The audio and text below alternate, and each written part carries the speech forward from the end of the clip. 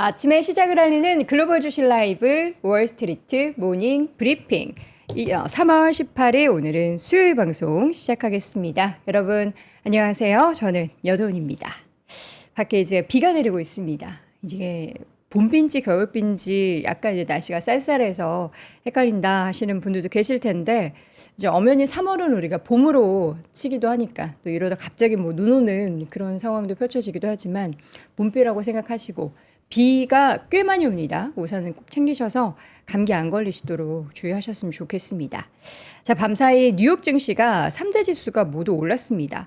그런데요, 참 신기한 게 국제유가도 올랐습니다. 물론 이제 국제 금리는 좀 계속해서 하락세를 그려내고 있는데 이제는 국제유가가 올라가고 어제도 이제 이스라엘 쪽에서 이란에 안보 관련한 고위 지도자가 사망을 했다니까 실질적으로 하메네이가 사망하고 나서 이제 모스타바가 있어도 실질적인 최고 지도자 역할을 했었던 사람인데 이 사람의 사망 소식이 들려왔음에도 불구하고 시장이 그 부분에 영향을 받기보다는 계속 물론 이제 초반 대비해서 시장이 조금 상승폭이 줄어들긴 했지만 견조한 모습들을 이어나가고 있습니다. 그 중에서 최근에 있어서 이제 구글의 주가가 계속 이제 횡보를 보였는데요. 어제는 2% 가까이 올랐고요. 아마존, 테슬라도 올랐고 그렇습니다. 마이크론 테크놀로지가 또 어제도 4% 넘는 강한 상승을 이어가면서 요거 박스권 뚫어낼 수 있을까 하는 그런 의구심이 있었는데요. 그런 의구심을 집어넣어도 될 것 같다라는 생각이 들 정도로 어제 양봉이 그려졌습니다. 밤사이에도 다양한 또 계속 전쟁 소식은 들려오고 있고요. 트럼프 대통령의 이제 군함 파견을 하지 않고 있는 우리나라 등을 비롯한 국가들의 날선 이야기들도 계속해서 전해지고 있는 가운데 과연 우리는 무엇을 보고 투자를 계속해서 이어가야 할지 또 밤사이에는 어떤 일들이 있었는지는 먼저 월가 뉴스레터 통해서 글로벌 시황맨 박명성님과 함께 체크해 보도록 하겠고요. 이어지는 글로벌 인터뷰 오늘 서강대학교 유로메나 연구소 성일광 교수님 모시고 지금 이란 그리고 이스라엘, 미국 지금 전쟁이 계속해서 펼쳐지고 있는 가운데 이 전쟁은 어떻게 하면 멈출 수 있을까? 또 이스라엘 쪽 내부 상황은 과연 어떤 스탠스를 취하고 있는 건지 그쪽 목소리를 조금 더 집중적으로 한번 들어보도록 하겠습니다. 자, 먼저 글로벌 시황맨 박명성님과 함께 월가 뉴스레터 열어보도록 하죠. 어서 오세요. 네, 안녕하세요. 자, 시장이 미국이 네, 참 강해요. 맞습니다. 미국은 유가가 올라도 오르고 근데 어제 우리 국장독도 꽤 괜찮았죠? 네. 그 어제 국내 증시는 어제 간밤에 미국 증시, 그러니까 월요일에 미국 증시를 좀 반영했던 것 같고요. 그 그쵸. 엔비디아 GTC 막 이렇게 쇼했던 거. 예. 지금 이제 수요일이니까. 그리고 그 다음에 어제 국내 증시에서 봤던 거는 막판에 흘러내렸잖아요. 그게 결국에는 유가가 갑자기 파바바박 올라가면서 똑같이 증시가 내리꽂더라고요. 네. 그래서 국내 증시는 아무래도 유가의 영향력이 여전히 크다라는 걸 어제 좀 확인했습니다만 그쵸. 오늘 제가 간밤에 느낀 뉴욕 증시에 대한 생각은 이제는 100달러 정도의 유가는 100달러 근처의 유가는 뉴욕 증시에서는 프라이싱이 어느 정도 됐구나. 이렇게 볼 수 있을 것 같습니다. 여러분 계속 뭐 말씀드렸던 것처럼 미국이라는 나라는 원유의 석유의 순수출국이기 때문에 네. 수출국이 된 지 오래됐기 때문에 사실은 이 전쟁을 할 수 있는 이유도 거기서 오는 거고요. 그렇죠. 결국에는 이게 3주차까지 지나가고 나서 이제 120달러까지 다시 올라가는 불상사가 발생하지 않는다면 이 정도의 그 원유 가격에서는 미국 증시가 이제부터는 다른 뉴스들을 많이 보기 시작합니다. 이번 주 월요일이었나요? 제가 뭐 주말에 작업을 하면서 확연히 제가 작업하는 시간이 좀 줄었다라고 말씀드렸는데 네. 간밤에 또 느낀 거는 전쟁과 관련된 뉴스가 확연히 줄었습니다. 이게 확실히 미국 증시에서 느껴지는 그런 분위기고요. 그리고 뭐 물론 전쟁이 끝나지도 않았고 유가 100달러 여전히 부담스러운 건 맞지만 뉴욕 증시에 한해서만큼은 이제 전쟁이 3주차로 들어오면서 조금씩 그 노출도를 줄이고 있는 구간으로 들어갔습니다. 그래서 그런데다가 오늘이 또 FOMC 첫 열린 날이거든요. 아, 그렇군요. 네, 내일까지 이제 진행이 되고 내일 새벽에 그 FOMC와 마이크론이라는 두 개의 빅 이벤트를 소화해야 하기 때문에 시장은 또 그에 맞춰서 조금은 안정적인 그런 모습을 보였다라고 보시면 될 것 같은데 네. 그래서 오늘은 종목 얘기를 아주 묵혀놨던 종목 얘기를 쫙 제가 너무 하고, 좋다. 예. 앞에 내용들은 뭐 그냥 간단히 어떤 새로운 뉴스들만 간단히 이렇게 모멘텀 말씀드리고 네. 뒤에 종목 얘기를 많이 하도록 하겠습니다. 마감 상황부터 한번 보도록 하죠. 네. 자, 3대 지수 모두 상승했고요. 러셀 2000도 상승했습니다. 4개의 지수가 모두 올랐는데 보시는 것처럼 장중에 큰 변동성이 없었습니다. 계속 안정적인 그런 모습을 보여줬다라고 보시면 될 것 같고요. 초반에 근데 확 튀었네요. 네네, 장대 맞습니다. 양봉이 막. 그러니까 이때도 여전히 유가가 비쌌거든요. 근데 어떻게 저렇게 튀었죠? 어쨌든 유가라는 거는 지금 95달러 정도 움직임을 가져가고 있는데 95달러 움직임 가져가고 있고요. 그래서 다시 말씀드리면 이 정도의 유가에서는 뭐 출발 때도 그렇게 높지 않았거든요. 네. 그렇게 낮지 않았거든요. 네. 계속 이렇게 움직임이 지속되는 그런 모습인데도 불구하고 시장은 올라서 출발했다는 게 이제는 유가와 관련해서 어느 정도 노출도를 많이 반영했구나라고 보시면 될 것 같습니다. 네. 자, 그리고 S&P 500에서도 확실히 우리가 좀 기다리는 종목들 반도체도 마찬가지고 빅테크도 마찬가지고 뭐 팔란티어도 올라갔고 릴리 같은 경우에는 조금 고평가다라는 논란이 좀 반영이 됐어요. 근데 또 이게 사실은 릴리 개별적인 이슈일 수도 있지만 반대로 그냥 빅테크 성장주들 기술주들 올라가는 과정에서는 이 헬스케어랑 이쪽이 좀 빠지는 거죠. 그래서 산업재도 좀 빠지는 그런 모습들이 나타났었고요. 네. 러셀 2000에서도 분위기 나쁘지 않았습니다. 근데 예. 파이낸셜 쪽이 좀 거무죽죽해요. 그렇죠. 여전히 좀 부진하기는 한데 저는 이 파이낸셜이 계속 BDC 기업들 문제들 계속 노출을 하고 있다고 생각은 하는데 네. 근데 이게 저는 비트코인 되게 중요하다고 생각하거든요. 비트코인 가격이 계속 올라가고 있는데 네.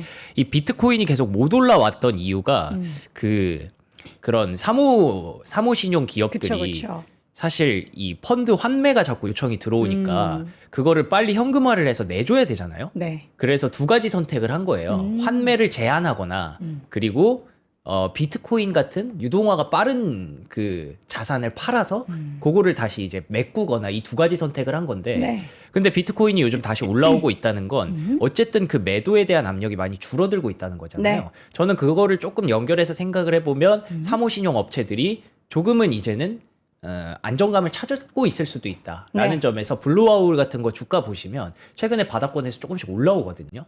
그래서 금융에 대해서도 너무 큰 걱정을 할 필요는 아직은 이제는 없지 않을까라고 생각하는데 뭐 아직까지는 불확실성 얘기는 계속 합니다. 뭐 잠시 후에 또 짚어드리도록 하겠고요. 네. 금리는 4.2%, 달러 인덱스는 99.5에서 움직였고요. 빨리빨리 유가는 넘기세요, 95달러 이렇게 움직임을 가져갔습니다. 네. 자, 이슈 한번 들어가 보도록 하죠. 좋습니다. 그 전에 앞서서 지금 방금 비트코인 이야기 해주셨는데, 네. 이거는 약간 비트코인 쪽에서 조금 부정적인 뉴스일까요? 미국 SEC에서 비트코인은 디지털 상품이다. 증권이 아니다. 이렇게 얘기한 게 이게 좀 안 좋지 않을까 싶긴 한데.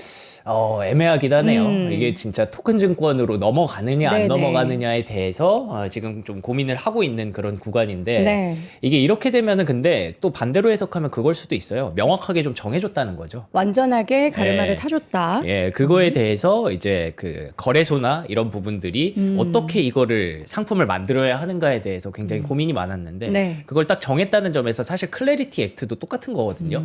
그 기준을 정하자라고 해서 깔끔하게 정하자라고 해서 클래리티 액트인 거기 때문에 그래도 조금씩 이와 관련된 뉴스 플로우가 나온다는 거는 저는 뭐 한 중립 정도라고 생각해도 될 것 같습니다. 네.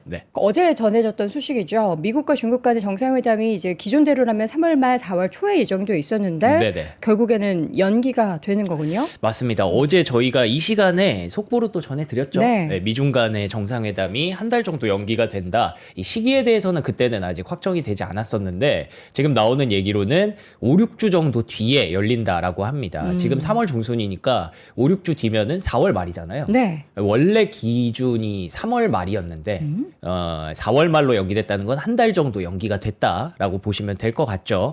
근데 뭐 어쨌든 뭐 이유가 뭐 이란 때문에라고는 하지만 뭐 그렇게 기분 좋은 소식은 아닙니다. 사실 따지고 그렇죠. 보면.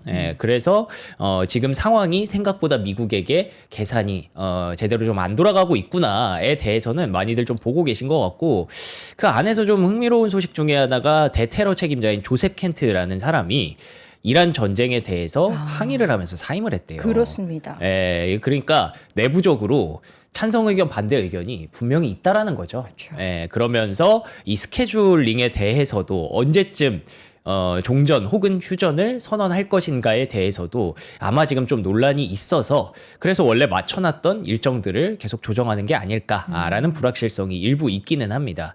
그리고 뭐 아까 채팅창에 초반에 들어와서 얘기해 주신 분이 계셨는데 트럼프가 삐졌다. 예, 맞습니다. 지금 삐졌어요. 확실하게. 나토 실망이야. 일본, 호주, 한국 뭐 도움 사실 필요 없어. 나는 가장 강력한 국가니까 도움 필요 없어. 관심 가져줘서 고마워 이러고는 있지만 필요 없으면 굳이 이 SNS를 쓸 필요가 없죠. 예, 그렇기 때문에 나는 실망했어. 나는 두고 볼 거야. 뭐 이런 얘기를 하면서 네. 예, 운을 좀 뗐습니다. 근데 그래서 어쨌든 근데 그에 비해서 과거의 그 어떤 뭐 관세 전쟁을 할 때의 수위와는 조금은 다르기는 하잖아요. 그래서 이 전쟁에 대해서 좀 강하게 나갔던 트럼프 대통령도 이제는 이 정도면은 나 삐졌어 정도이기 때문에 그래서 조금씩 출구 전략을 고민하고 있는 게 아닌가 싶은 생각도 들고요. 계속 지금 트럼프 대통령이 뭔가 얘기를 하거든요. 나토에 대해서 지원하지 않겠다고 말하면 파트너십에 좋지 않다. 그리고 유럽에 아주 나쁜 일들이 벌어졌다. 네. 유럽은 사라질 겁니다. 뭐 이런 얘기도 했어요. 그러니까 유럽이 대놓고 안 보낸다라고 공식적으로 발표한 나라들이 몇 개 있었거든요. 그쵸. 그래서 그에 대해서 확실하게 좀 삐졌다라는 얘기를 하고 있고, 근데 뭐 이런 얘기 반면에 가까운 시일 내에 이란에서 철수할 것이다. 그리고 호르무즈 해협을 선박이 통과할 수 있게 되는 날이 머지 않았다. 그리고 쿠바와 얘기를 하고 있는 걸 보면 이제 이란 다음을 또 생각하고 있구나. 라는 점에서 이제 끝내고 싶은 것 같기는 한데 뭔가 그 끝내는 스케줄이 지금 내부적으로 좀 꼬이고 있는 게 아닐까라고 개인적으로 좀 추측을 해봤습니다. 네. 근데 이 상황에서 이제 이스라엘 쪽에서 그만두고 싶어 하지 않는 듯한 그런 느낌이 있어서 이게 문제죠. 라리자니라고 여러분들 기억하실지 모르겠지만 전쟁 처음 났을 때 그쪽 지도부가 다 죽었잖아요. 그리고 나서 유일하게 목소리를 냈던 사람이 라리잔이거든요. 이 사람이 이제 그 미국이랑 계속 외교적인 그 부분들을 진두지휘했던 사람 중에 한 명이라서 이 사람이 살아 있어서 좀 대화가 되기도 하고 어떤 의지를 막 교환을 하고 그랬던 건데 이 사람을 이스라엘이 죽였답니다.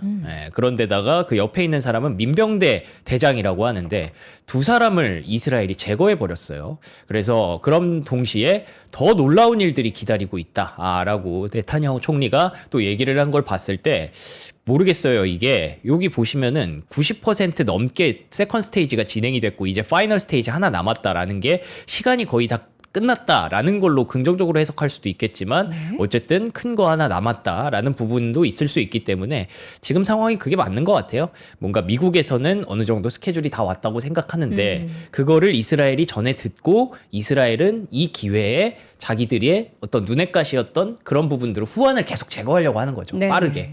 그래서 계속 그런 이슈들은 당분간 아마 나올 가능성이 높다라고 보시면 될 것 같고요.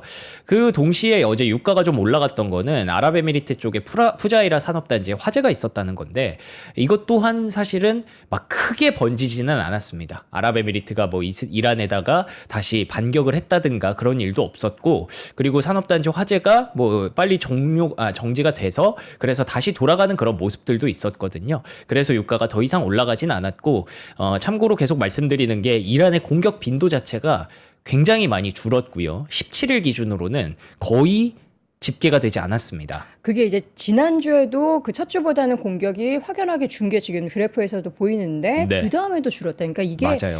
무기가 없어서일까 아니면은 일부러 아꼈다가? 공격을 덜 네. 하는 걸까? 그럴 수도 있겠죠. 네. 근데 뭐 아까도 보셨지만 이스라엘처럼 뭔가 큰 거 한 방을 다들 준비하고 있는 걸 수도 있고 네. 그렇지만 그게 나오기 전에 빨리빨리 대화로 해결하려는 그런 제스처일 수도 있고 그래서 어쨌든 3주 차에 들어간 전쟁의 어떤 상황들은 네. 확연하게 그 어떤 전투 빈도라든지 뉴스의 어떤 그 개수라든지 이런 것들이 확연하게 줄어들기는 했다. 이렇게 보시면 될 것 같습니다. 자, 잠시 후에는 저희가 또 성일관 교수님 모시고 정말 이 전쟁을 언제 끝날 수 있는지 누가 이 전쟁을 멈춰야 정말 끝나는 건지에 대해서도 또 자세한 다양한 의견들, 시각들을 한번 들어보도록 하겠습니다. 네. 고용 관련한 데이터 발표가 됐네요. 네, 이거는 뭐 간단하게 사실 간밤에는 뭐 전쟁 뉴스도 좀 줄었고 그리고 시장과 관련된 뉴스는 좀 많이 없었어서 제가 빠르게 이런 것들은 그냥 간단히 정리해 드릴게요. 아무래도 FOMC D-1이기 때문에 내일이 D-Day이기 때문에 그와 관련해서 이제 경제 지표라든지 미국의 현재 시장 상황, 경기 상황 이런 것들을 한번 짚어보는 그런 자료인데요. ADP 주간 고용이 9,000건, 이전이 15,500건이었기 때문에 확실히 좀 줄어들기는 했습니다. 3개월 안에 새로운 일자리를 찾을 확률도 이제 구직자들이 내가 봤을 때 지금은 쉽지 않을 것 같아라고 생각하는 게 점점 이렇게 줄어들고 있대요. 그래서 고용 상태가 지금 이렇게 두 가지 자료를 통해서 안 좋다라는 건 연준 입장에서 금리 인하를 해야 되나 카드를 만지작거릴 수 있는 그런 상황인데 서비스 활동 지수도 부진하고 그 계속 지금 그 서비스업이라든지 이런 것들은 많이 좀 대체가 되고 있지 않겠습니까? 뭐 일부 자동화 기기도 많이 들어올 거고 그런 부분들이 계속 영향을 미치고 있는 건데 근데 이제 계속 걱정되는 거는 물가인 거죠. 유가도 높은 상황이고 지금 보시면 주거비 부담이 점점 젠지로 갈수록 이게 그 지세대로 갈수록 점점 더 높아지고 있다라는 차트거든요. 그래서 주거비 부담을 고려했을 때는 지금 또 이런 상황에서 금리를 인하하기가 생각보다 쉽지 않을 수 있다라는 분위기도 동시에 나오고 있고요.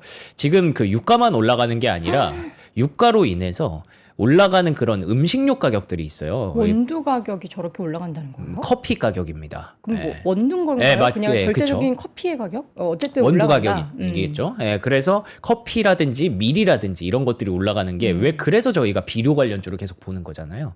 그래서 이런 음식 가격들이 조금씩 올라가고 있다는 거는 여전히 좀 부담이 될 수 있다라는 측면도 고려를 했을 때 FOMC 입장에서는 아마도 어쩌면 이 상황에서는 이번 달에는 크게 언급하지 않을 수 있다라는 그런 닉 티밀하우스 기자의 예보가 있었습니다. 근데 사실 그것도 중요하지만 근데 아무리 언급을 안 하더라도 내일 좀 중요한 게 3월 FOMC는 아시겠지만 점도표가 나옵니다. 그렇기 때문에 장기적인 전망이라든지 이런 것들을 찍을 수밖에 없거든요. 그래서 물가 전망, 경기 전망 이런 것들을 FOMC 연준에서 회의를 하고 있을 거예요. 그래서 지금 유가를 반영해서 앞으로 어떻게 단기적으로 물가가 어떻게 될 것인지를 얘기를 안 할 수가 없을 겁니다. 점도표 해설을 해야 되니까요. 그렇기 때문에 그 얘기를 내일은 우리가 좀 중요하게 들어야 할 것 같다라고 보시면 될 것 같습니다. 자, 지금 시장에서는 투자자들이 현금을 확보하고 있다. 네. 주식을 판다고요? 뭐 그런 분위기가 좀 있더라고요. 요거 기사는 이제 마켓워치의 기사인데요. 펀드 매니저들이 그들의 캐시를 계속 늘리고 있다. 이게 코비드랑 비교할 정도로 코비드 이후에 코로나 때 이후에 가장 큰 비중으로 현금을 확보하고 있다라는 얘기가 있어요. 이건 또 헤지 펀드 얼마 전에 그 자금 흐름과는 좀 다르네요. 맞아요. 네. 이게 그러니까 기관이랑 헤지 펀드랑 움직임이 제가 미국 증시를 보다 보면 많이 좀 다르더라고요. 그러게요. 차별화가 좀 나더라고요. 그러면서 지금 아무래도 유가가 부담스러운 구간이기 때문에 일단 기계적으로 이렇게 시스테매틱 포지셔닝이 계속 급격하게 줄어들고 있는 거는 피할 수 없나 봐요. 그래서 지금 상황에 현금을 많이 확보하는 투자자들이 늘어나고 있다라는 거고 전쟁뿐만 아니라 이런 계속 사모펀드, 사모신용에 대한 우려도 계속 지속되고 있죠. 모건 스탠리, JP 모건 이런 금융업체들이 계속 경고를 하고 있는 그런 상황이기도 합니다. 근데 그 와중에 재무부는 어떤 자신이 있어서 그런지 모르겠지만 아니면 시장을 좀 부양하려는 그런 조치인지 모르겠지만 150억 달러 가량의 국채를 추가로 매입하고 있다라는 얘기가 있습니다. 제가 이 뉴스를 올해 2월, 3월 들어서 몇 번째 보는지 모르겠어요. 그러니까 연준은 적극적으로 지금 QE를 하고 있는 건 아니지만 양적 완화를 하고 있는 건 아니지만 재무부는 계속 돈을 풀고 있습니다. 그동안 셧다운으로 인해서 막혔던 그 재무부의 어떤 재정 정책이 가동되고 있다. 이건 또 맞고요. 그리고 이제 세금 환급들이 돌아가면서 계속 시중에 돈이 풀리고 있는 것도 맞거든요. 그렇기 때문에 일부 우리가 갖고 있었던 이런 우려들을 조금씩 씻어내고 있는 그런 BDC 기업들의 주가도 바닥권을 잡고 올라오고 있는 게 보이고 있습니다. 그리고 그 BDC 그러니까 사모신용 업체들이 문제가 되는 게 소프트웨어 쪽에 돈이 많이 나갔다라는 거잖아요. 근데 소프트웨어 주가도 최근에 많이 올랐죠. 그런데다가 아까 제가 말씀드렸다시피 비트코인으로 환매를 해주다가 비트코인 가격도 올라가는 거 보면 이제 환매 요청도 조금씩 줄어드는 것 같죠. 그런데다가 소프트웨어 분야의 채용 공고가 갑자기 이렇게 늘고 있대요. 소프트웨어가 다 뭐 AI 때문에 잡아먹혀서 다 망할 것이다 그랬는데 채용 공고가 늘고 있다는 건 어제 엔비디아의 젠슨왕 CEO도 얘기했던 것처럼 소프트웨어는 SaaS, 그러니까 소프트웨어 애저 서비스가 아니라 이제 AI 애저 서비스로 바뀔 것이다. 토큰을 계속 발행하고 유통하게 되는 그런 업체들로 바뀔 것이다. 라는 전망이 여전히 좀 바닥을 잡아주고 있다라고도 볼 수 있는 부분이라서 물가에 대한 걱정도 주택 공급이 최근에 조금씩 또 늘어나고 있다고 합니다. 이런 상황에서 봤을 때는 주택 가격, 주거비에 대한 우려도 어쩌면 일각에서는 막 큰 것도 사실이지만 일각에서는 작게 가져가는 것도 있는 것 같고요. 실제 어제 지표 나왔던 것도 2월에 잠정주택 매매가 예상치를 상회했기 때문에 조금씩 시장이 좀 살아나는 부분들도 있었겠죠. 그래서 결론적으로 제가 오늘 말씀드리고 싶었던 건 이거예요. 모건 스탠리가 국제 유가에 대해서 여러 가지 시나리오를 제시했어요.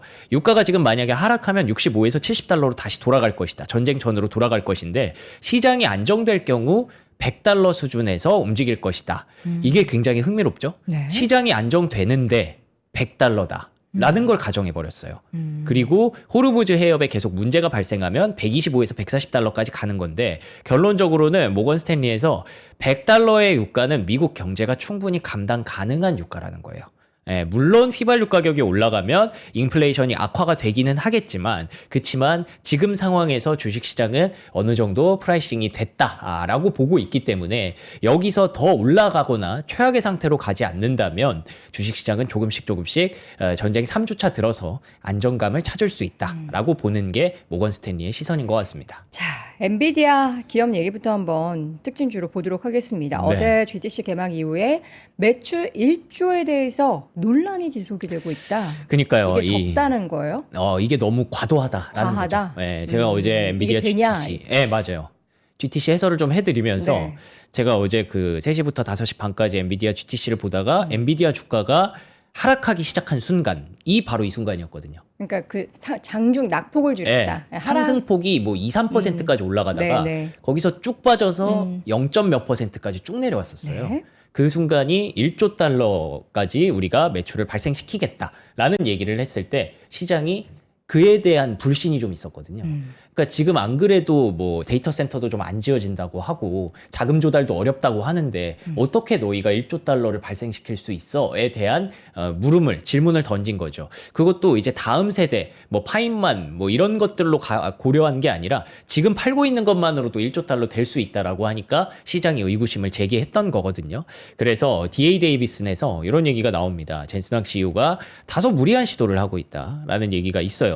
그래서 제가 말씀드린 것처럼 미래 전망이 아무리 좋더라도 이 속도로 계속 데이터 센터를 건설할 수 있을 것 같지가 않은데 어떻게 1조 달러를 간다는 거냐에 대한 논란이 또 시장에 좀 자리 잡았습니다. 그래서 뭐 엔비디아 주가야 이제는 우리가 조금 뭐 기대가 크지는 않습니다만 그래도 이런 논란들이 지속되면서 여전히 엔비디아 주가는 오늘도 좀 하락하는 그런 모습이 있었고요.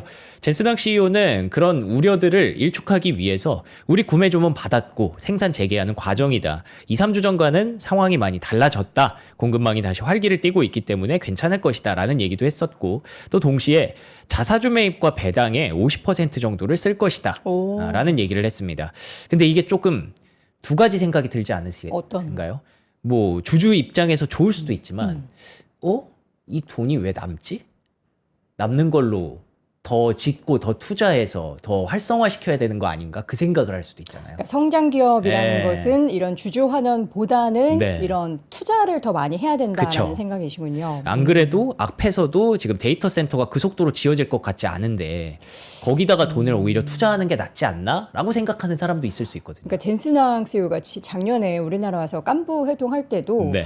주가에 되게 신경을 많이 쓰는 것을 그쵸. 우리 느꼈잖아요. 네. 엔비디아 주주냐고 가지고 있다 맞아요. 보니까 네. 계속 가지고 있어라. 네. 뭐 이런 얘기를 한 것처럼, 그러니까 이게 뭐 주주 환원을 다양한 방법으로 할 수 있겠지만 이런 것도 이제 성장을 계속 이어 나가는 그쵸. 것도 방법이고 주주 환원을 통해서 여러 가지 이제 주가 부양할 수 있을 만한 그런 상황을 만든 것도 좋은데 50%라고 했으니까 네네네. 투트랙으로 가져가는 그러면 거 아닌가. 좋죠. 예. 희망 회로를 저는 좀 돌리고 싶습니다. 그리고 어차피 네. 계속 돈 벌 거니까 그렇죠. 예, 이렇게 나눠주는 것도 긍정적인 작용을 할 수도 네. 있지 않을까. 뭐 여러 가지 시도를 좀 해보는 것 같습니다. 아무래도 젠슨왕 CEO도 계속 듣겠죠. 엔비디아 주가 왜 이렇게 안 가요? 맞아요. 예, 답답해요. 그럴 테니까 뭔가 방법들을 고려하는 것 같아서 네. 이번에 그런 조치들이 어떤 효과가 있을지 한번 보면 좋을 것 같고요. 네. 결론적으로 엔비디아 GTC에서 우리가 주목하는 건 엔비디아 주가라기보다는 엔비디아가 계속 이렇게 같이 끌고 가고 있는 이 AI 산업군에 대한 관심이 조금 더 많잖아요.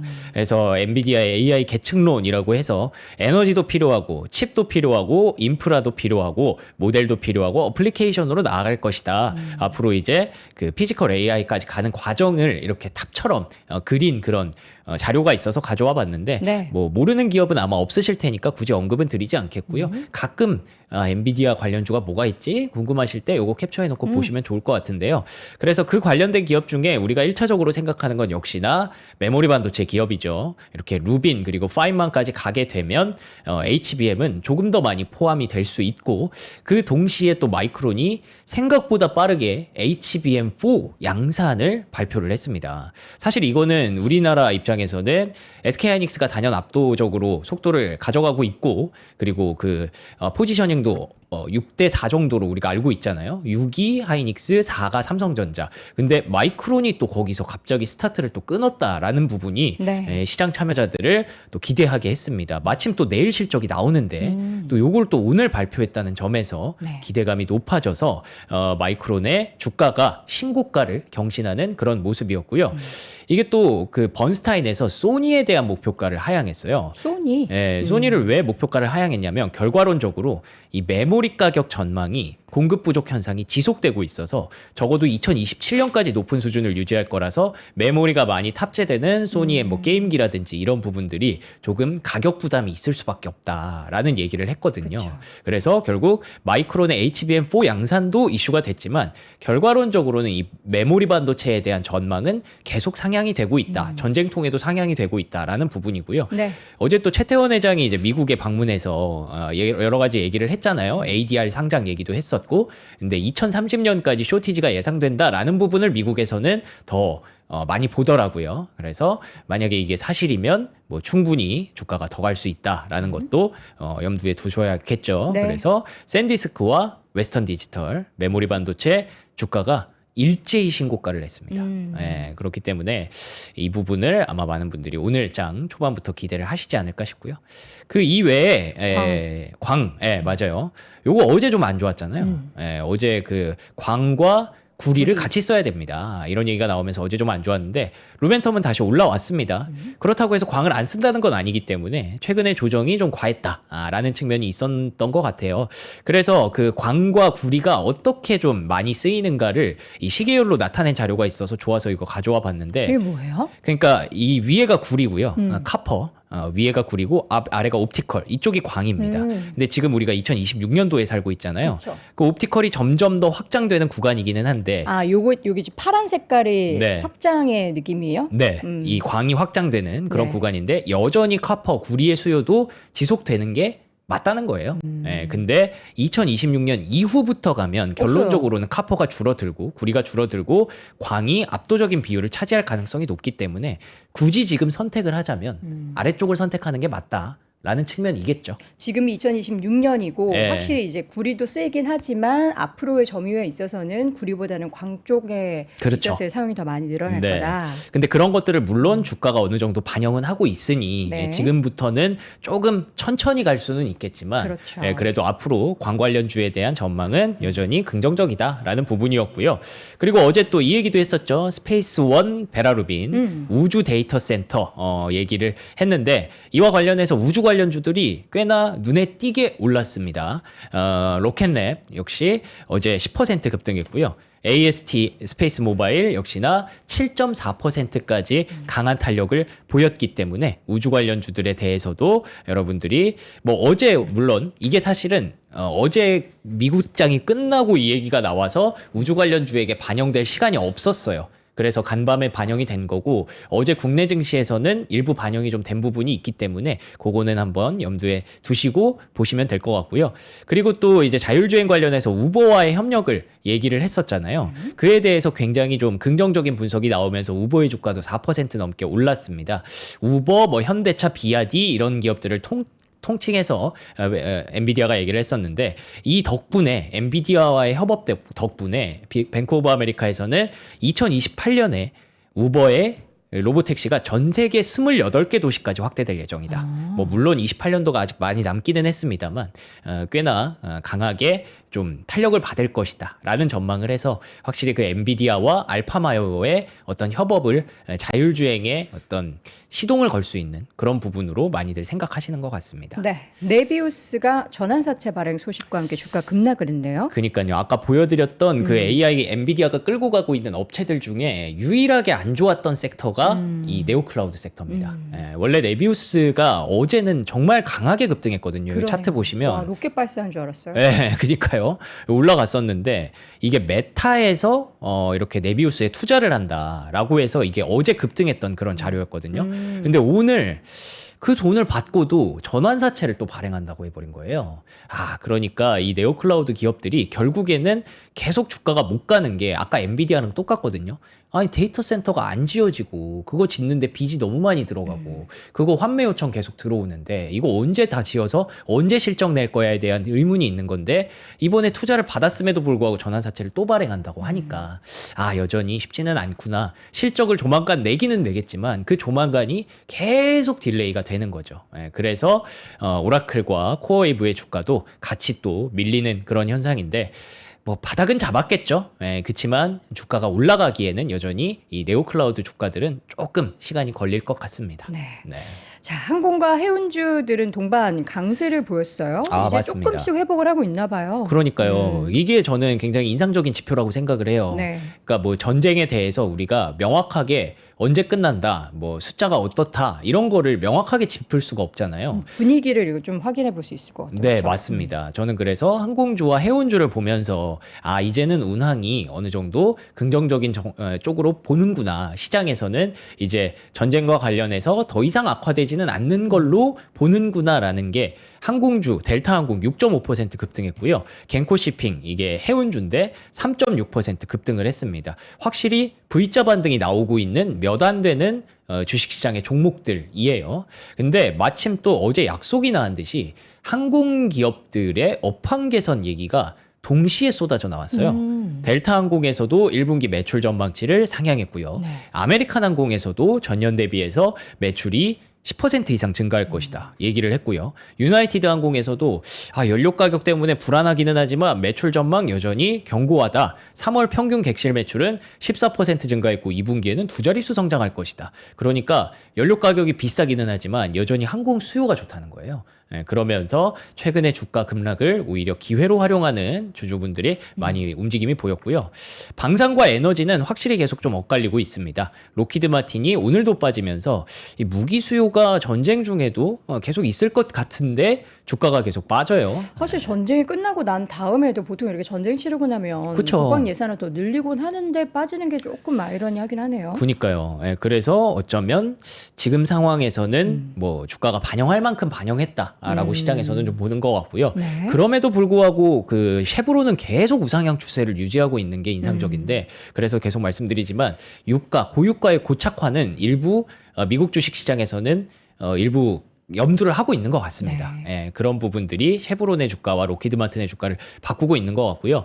그렇다고 해서 방산이 끝났냐? 그러기에는 어제 또 미국의 골든돔이죠. 미국과 뭐 캐나다까지 해서 북미 대륙을 큰 이 골든돔으로 방어를 하겠다라는 건데 이게 어제 100억 달러가 확대가 됐습니다. 원래 예산이 1750억 1750억. 1,750억이었는데 네. 100억 달러 더 늘렸다. 100억 달러가 더 늘어나서 이 방산에 대해서는 그리고 또 기업들을 딱 찍었어요. 로키드 마틴, RTX 뭐 이런 기업들을 찍어서 같이 이제 수주에 포함을 시켰기 때문에 실제 수주는 계속 들어오고 있는 과정이고 주가만 최근에 어떤 전쟁 상황으로 인해서 등락이 좀 엇갈리고 있다라고 보시면 될 것 같고요.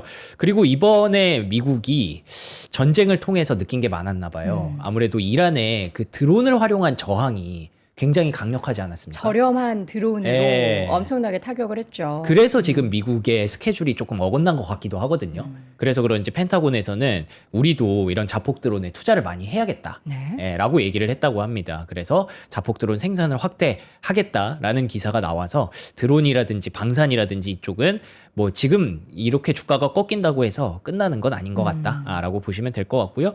비료 관련주도 어제 급락했다가 다시 소폭 반등했다는 점에서 그 유가와 물가에 대한 우려는 여전히 상존하고 있다. 이렇게 보시면 될 것 같습니다. 자, 마스터카드가 스테이블코인 인프라 기업을 인수한다. 요새 스테이블코인 관련한 기업 대표적으로 우리 투자자분들이 많이 산 서클의 주가가 어제도 5%가 올랐어요. 지금 벌써 130달러로 회복했습니다. 올해 기준으로 네. 제일 많이 오른 주가가 서클이래요. 그러니까요. 올해. 근데 너무 신기한 게 네. 그 종목을 우리 개인 투자자분들은 진짜 많이 샀다는 거죠. 전쟁통에 이 참 매수를 그걸 해가지고 그러니까요. 어떻게 이걸 다 맞추셨어요. 대단하세요, 진짜. 대단하시고 그래서 이 스테이블 코인과 관련해서 확실히 요즘 그 클래러티 액트에 대해서도 조금씩 시동이 걸리고 있는 네. 것 같고 SEC에서도 지금 이제 이런 그 코인 관련해서 다시 이제 좀 자리를 잡는 듯한 그런 분위기입니다. 그래서 그런지 마스터카드가 조금 늦었지만 그래도 뒤늦게라도 뛰어들어야지 싶어서 스테이블 코인 인프라 기업을 18억 달러를 투자해서 인수를 한다고 합니다. 네. 그래서 사실 마스터카드가 가장 좀 피해를 받을 수 있는 기업이잖아요. 스테이블 코인이 점점 활성화가 됐을 때. 그래서 마스터카드가 이런 이슈가 있었고요. 네. 비트코인 가격이 계속 올라오면서 코인 관련주들이 요즘 시세가 좋아요.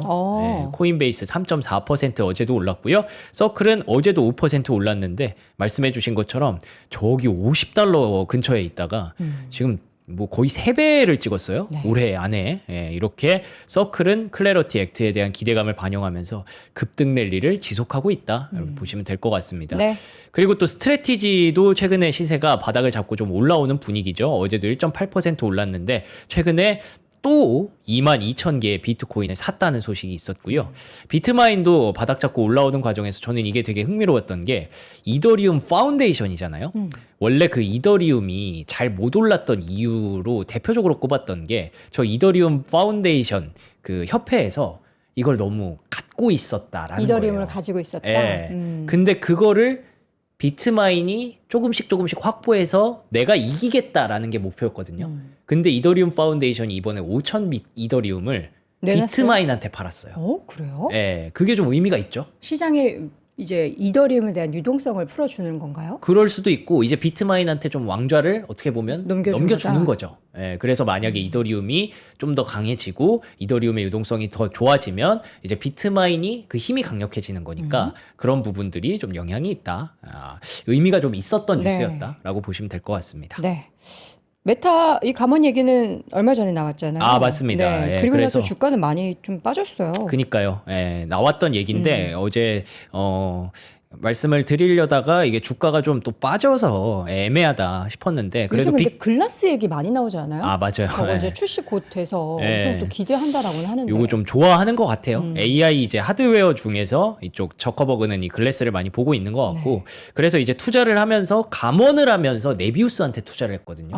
이게 좀 의미가 있어요. 그러니까 우리가 그 고용을 줄이면서 AI에 투자하는 거잖아요. 이게 네. 어제 저희가 아침엔 투자에서도 이 얘기가 나왔어요. 아. 기존의 이제 기업들에서는 네. 이제 투자 그러니까 전체 자산에서 뭐 20%는 AI 관련한 투자를 할 거야.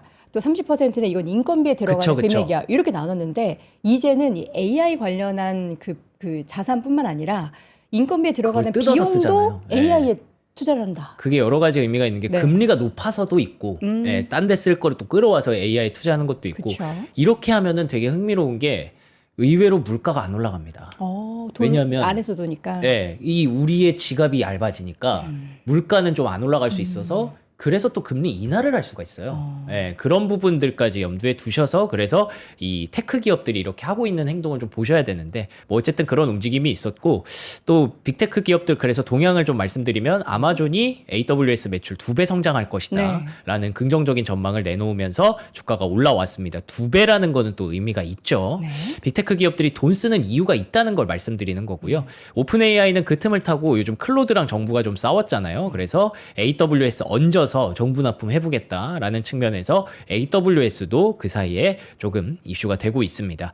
자, 그리고 스티펠에서 흥미로운 얘기가 나왔는데 연료비가 올라가니까 테슬라와 같은 전기차에게는 나쁘지 않은 그런 순간이 왔다라는 부분들을 얘기하더라고요. 네. 뭐 물론 그 전기도 화석 연료로 만드는 거지만 미국 입장에서는 그런 부담이 좀 덜하기 때문에 이런 이슈가 좀 긍정적으로 테슬라에게 작용을 하기도 했고 마침 또 LG 에너지 솔루션 ESS용 배터리 셀을 구매한다. 오. 43억 달러어치를 구매한다라는 게 오늘 또 속보로 갑자기 떠서 이게 또 결국에는 유가가 올라가니까 뭐 ESS 그리고 친환경 이쪽으로도 조금 계속 도는구나. 결국 그게 AI에 붙어서 같이 가는구나라는 네. 측면도 해석할 수 있었습니다. 그리고 마지막으로 실적 나왔던 종목 오클로는 뭐 실적 기대하는 종목은 아니기 때문에 많이 주가가 빠졌네요. 시간외에서 0.3% 가량 하락하고 있고요. 룰루레몬도 여전히 좀 아쉽습니다. 가이던스가 더 안 좋아요. 네, 가이던스 빨간불 들어오면서 배당 후에 1.9% 하락했는데 오늘보다 내일이 중요하죠. 마이크론 그리고 레드캣 홀딩스가 실적을 발표하기 때문에 내일 FOMC와 마이크론을 잘 준비하시면 될 것 같습니다. 알겠습니다. 내일은 정말 반도체 쪽에 또 디데이가 될 만한 소식들도 있기 때문에 내일 오전에는 저희가 또 실시간으로 마이크론 테크놀로지 실적 발표 전달해 드리도록 하겠고요. 잠시 후에는 저희가 이제 중동 이슈 관련해서 이번 주에도 특집으로 마련되고 있는데 유로메나 연구소, 서강대학교 유로메나 연구소에 우리 또 성일관 교수님 모시고 자세하게 분석 내용 들어보겠습니다. 그 전에 앞서서 저희가 또 아침에 매콤한 시장 얘기가 요즘에 좀 매콤한 얘기들이 많다 보니까 칼칼하게 드시라고 한림에서 출시되고 있는 직화 닭목살 구이 제품 일단 소개를 해드립니다. 이 제품 같은 경우에는 저희가 4+1 그러니까 4는 한국어고 1은 영어인데 통일이 안 되네요. 4개 더하기 1개 5팩을 최초로 3만 원대 준비했고요. 팩당 200g씩 5팩이 들어가는 거고 1인분 기준으로는 7,600원 꼴입니다. 요거는 사실 소주 안주로 많이 먹지 않아요? 이런 이거 거? 근데 진짜 안주네요. 직화구이 맛 너무 나고 명확한 안주네요, 이거. 소주 안주로 되게 좋을 것 같아서 여러분들 주말에 이제 소주 한잔 칵 하시면서 혹은 뭐 맥주도 좋죠. 막걸리도 좋고요. 이렇게 다 하나 하시면 좋을 것 같고 이게 직화로 구워서 불향이 가득한 매콤한 풍미를 자랑한다라고 합니다. 한번 저도 먹어보도록 할게요. 여기 마늘도 들어있네. 딱 먹어보니까 그 양념이 딱 그거예요. 닭발 양념이고. 근데 제가 개인적으로 닭발을 그렇게 좋아하지 않거든요. 맛있다. 왜냐하면 그 살이 아니라 그 껍질 뜯어 먹는 거라서. 그쵸 그쵸. 근데 살을 좋아하는데 닭발 양념이 묻은 닭고기 살을 먹고 싶다? 그럼 이겁니다. 이거 딱 진짜 직화한 것 같은 맛이 네. 나네. 너무 신기하다. 근데 그런 거를 이제 집에서 구워 먹을 때 이 제품에다 구워 드시면 어떨까요? 코렐의 에어프라이어 제품을 저희가 최초로 13만 원대에 준비했습니다. 360도로 이게 한 면만 구워주면 안 돼요. 360도로 겉은 바삭하고 속은 촉촉하게 컨벡션 히팅 시스템으로 요리가 이거 밖에서 보이네요. 예, 완성되는 다 보이죠. 요새는 요리가 얼마나 잘 되고 있는지를 우리가 볼 수 있어서 좋습니다. 좋다. 이 제품 지금 영상으로 나가는 저 장면을 보시면 되고 그냥 요거 케이스 빼가지고 뚜껑 닫고 그대로 냉장고에 보관할 수도 있는 겁니다. 여러분 코렐 아시죠? 5가지 음식 모드로 베이킹부터 생선 구이까지 너무나 간편하게 만드실 수 있습니다. 저렇게 화면에 나와요. 어떤 요리 하고 싶은지가 나와서 터치하시면 됩니다. 4리터의 대용량이기 때문에 가족 요리 하실 수 있고요. 1.5리터의 혼밥 듀얼 구성으로 되어 있어서 여러분들이 그 케이스는 고르시면 됩니다. 둘 중에 하나 고르시면 되고 요리부터 플레이팅 보관까지 한 그릇으로 모두 하실 수 있는 코렐의 에어프라이어 제품 13만 원대. 되게 그리고 우리가 시중에서 알았던 그런 에어프라이어의 형태와는 달라요. 되게 컴팩트하고 여러분들이 보관까지 쉽게 하실 수 있는 그런 글라스 제품이기 때문에 이름이 아주 귀엽네요. 좋습니다. 바삭한. 바삭한? 네. 이름이 바삭한이에요? 바삭하게 바삭하네요, 된다라는 그래서. 거예요? 그렇습니다. 170년 전통의 코렐에서 출시한 에어프라이어도 함께 하시면 좋을 것 같습니다. 자, 오늘도 글로벌 슈왕맨 박명성님과 함께 했습니다. 고맙습니다. 고맙습니다.